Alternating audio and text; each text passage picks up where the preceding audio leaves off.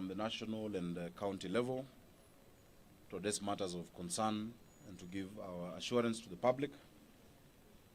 We have the national government officers led by our regional commissioner, Bwana Gilbert Kitio, who will address us. We have the county commissioner, Mr. Wanyonyi, with us. We have the Nairobi Kenya Power team led by Bwana Hicks Waswa, together with his team from Kenya Power. We have the county officers in charge of security, as well as those who are in charge of security, mobility and works and public infrastructure. What we want to address is concerns that we've been observing for the past few days around which are security related, and the efforts that are being undertaken by both the county government and the national government. We must remember that security is primarily a national function, but it's a shared responsibility between the county government and the national government. We have our police, National Police Service, whom we are in discussions with, and we are going to join, because we will want you to join us to see part of what has been happening in the city, because the solution must come from all of us. So I will invite the regional commissioner on behalf of the national government officers and the national government per se to give remarks. I shall close, and then we shall take one or two questions. Thereafter tutaambatana pali ili muone ile mambo ambayo inaendelea, ambayo tumeyakashifu na tunashughulikia pamoja. So karibu sana Bwana RC. Thank you very much, our Governor Johnson Sakaja, and the teams of security and city government who are with us. I also thank the Fourth Estate for availing yourselves. Now I want to speak briefly so that the Governor can summarize a few other things. First of all, I want to talk about our general security in the city, county of Nairobi. You know, we have come from very far, and all of you are aware of the challenges we have had from 2024, when there were issues of the GNCs and the other ones. But we have covered a lot of ground as security agencies and as a country within this city, county of Nairobi. In totality, we can summarize and say that our security situation now is much more improved than it was some few months back. We've just come out of hosting the CHAN tournament here in Nairobi, which was co-hosted by 2 other East African nations. And it is not lost to us that it was one of the most organized and one of the most peaceful tournaments which we have ever hosted in this country. Now, when it comes to matters general security, we all appreciate that Nairobi city is a big city, like any other city in the world. And like any city, there are always challenges associated with major cities, of which Nairobi cannot be an exception. We might have had challenges of petty crime in town, which are normally associated with urban dwellings. But we cannot say it is totally out of hand. I want to assure our people that as security agencies, we are on top of things. And what we are doing now, and what we shall be doing with the county city of Nairobi, is that we want to tighten a bit on the aspect of security. We want the county government of Nairobi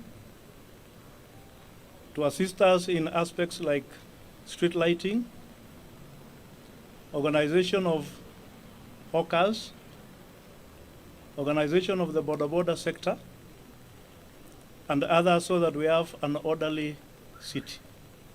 If we have an orderly city, it means even matter of security will be easier, much more easier to execute, so that we all live in a city that is peaceful, that attracts business, and that is truly an international hub for this continent of ours. So we want to work with the county government, especially on issues of lighting. We want them to install more lighting, and those that are in place should be free of vandalism. That's why we want to urge our people. Let us not entertain people who are siphoning power, people who are vandalizing street lights, and any other government infrastructure for that matter, including the road sleepers, the road rails, and other general infrastructure. We must all be responsible persons. Now, if I speak particularly on matter of security, we all need to work as one team. Security is not a preserve of the national government. Neither is it for the county government. Security is for us all. The national government, the county government, the business people who are the owners of the town, our common wananchi, and everybody else must collaborate in this matter of security. Please let our people report any crime at any time of the day or night, so that they are handled properly. Finally, we should also not exaggerate. I'm told we have our youth and others who do very well in social media. Please let us not exaggerate issues because we want to create something that goes viral and earns us some money. Let us report the reality. Because as it is, our security situation is not as bad as some would like to depict. We are reorganizing our villages, the Nyumba Kumis, the peace committees, and the other security committees, so that we have something that is vibrant, even as we go towards 2027. So please, let us all cooperate and have a very, very nice city, which is peaceful and conducive to business. Thank you very much. Asante sana Bwana RC for that reassurance. Really, we need to assure our people while providing that feeling of safety for the residents of Nairobi. We do not want our ladies walking fearfully in the CBD, clutching on their bags for fear of being, mugged. We do not want innocent civilians being afraid of coming to the center of the capital for fear of any kind of mugging. So we appreciate that, and I want to thank you for the cooperation between us and yourselves.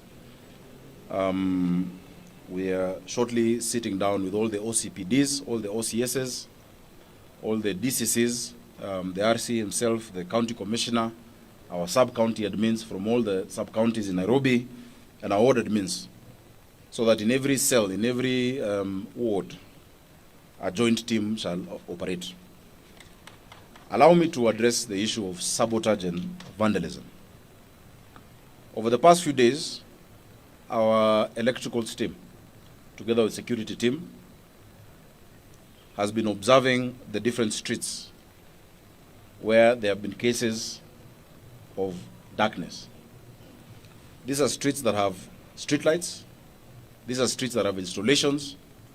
But a few individuals have been sabotaging, and that is one of the points we will show you, including tapping onto the power grid by Kenya Power and the county. We want to tell Nairobians and the people of, those who come to the CBD, that there is a number through which we can report such incidences. Because it is very deliberate to create darkness where the county has provided lighting through your money, so that in the cover of that darkness, people are attacked. And there are various sections that we've seen that happening. In fact, in some instances, we've had public officers attacked when they come to address that issue. Vandalism of public infrastructure is criminal. Vandalism of public infrastructure deserves the highest sentence, because that is infrastructure that has been placed there by your money as Kenyans. Hiyo ni pesa yenu. Ukiona mtu anang'oa taa, ukiona mtu anakata ile cable ya stima, watu wametoa road signs, watu wakitoa street lights, ni pesa yenu. And so we must all be vigilant. So in as much as we are, we have agreed that the National Police Service will increase the physical presence of police officers, as well as ourselves, also us as the public, just like we did during the Mulika Mwizi campaign, must be vigilant. There's a toll-free number, 988. You send a message and start with Nairobi and just say, niko hapa Tomboya, nimeona mtu aking'oa. Niko hapa Kenyatta Avenue, nimeona hii. So that we can also assist our, security agencies. Huyo mtu ambaye anaenda kupokonywa anaweza kuwa ni mama yako, anaweza kuwa ni dada yako, inaweza kuwa ni wewe.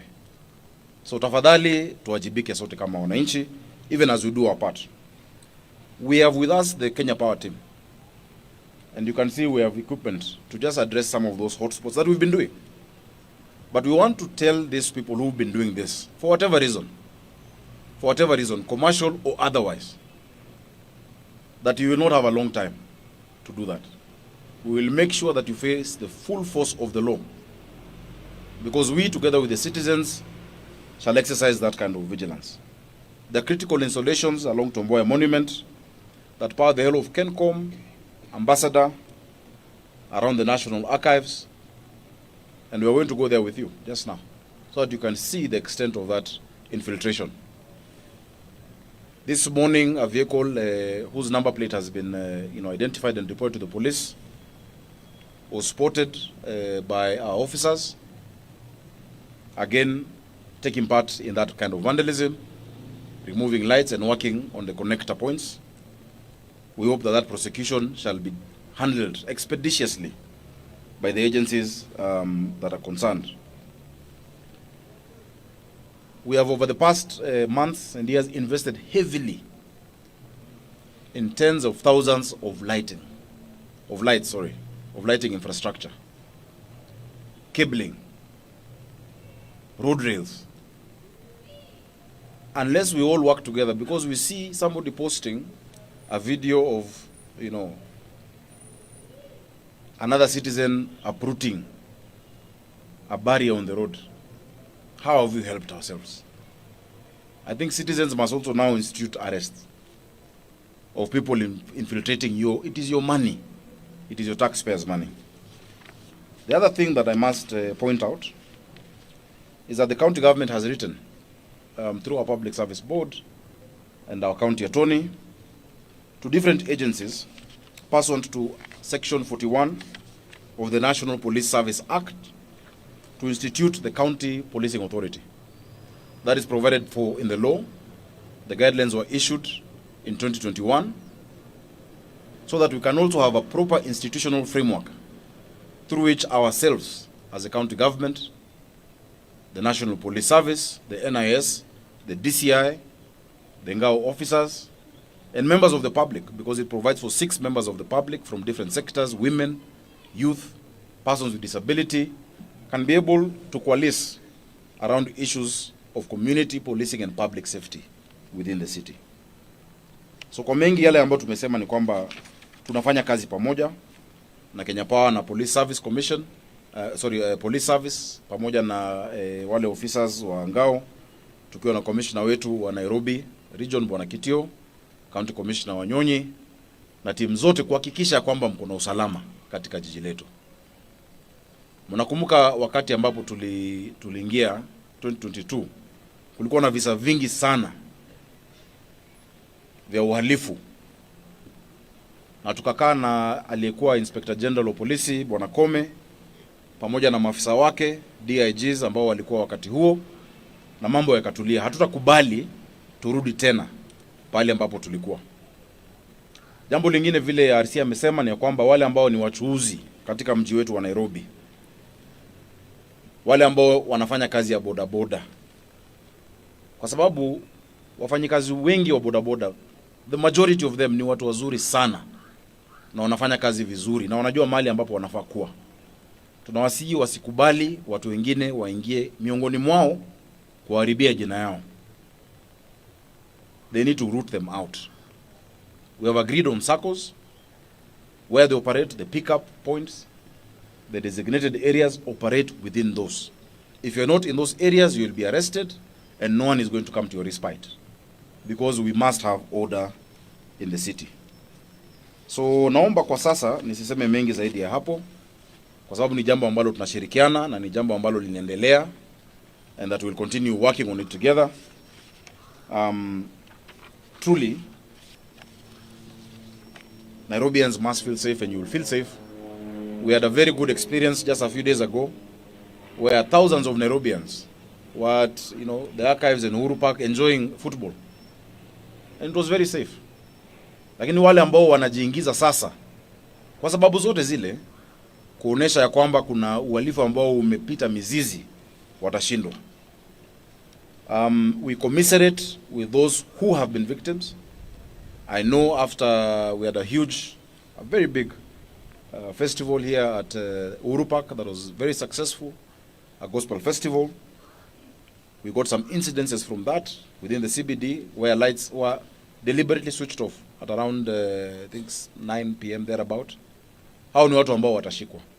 Ya mwisho tutakuwa na mkutano na wale wamiliki wa vyumba, baadhi ya vyumba katika jiji letu, kwa sababu kila mtu akiwa na kamera yake outside your shop, outside your office, and a light, because we have regulations and city bylaws that you must have your own spotlight as well, in addition to the public infrastructure that we have the responsibility to ensure is there. Then that feeds into the security of the city, and that's what happens world over. It is not a novel idea only for Nairobi. That's what happens across the world, to ensure that we cooperate so that this city can continue being a bustling and vibrant, nerve center of commerce, of culture, of tourism, and of the social life of the people of Nairobi. So allow me to leave it at that.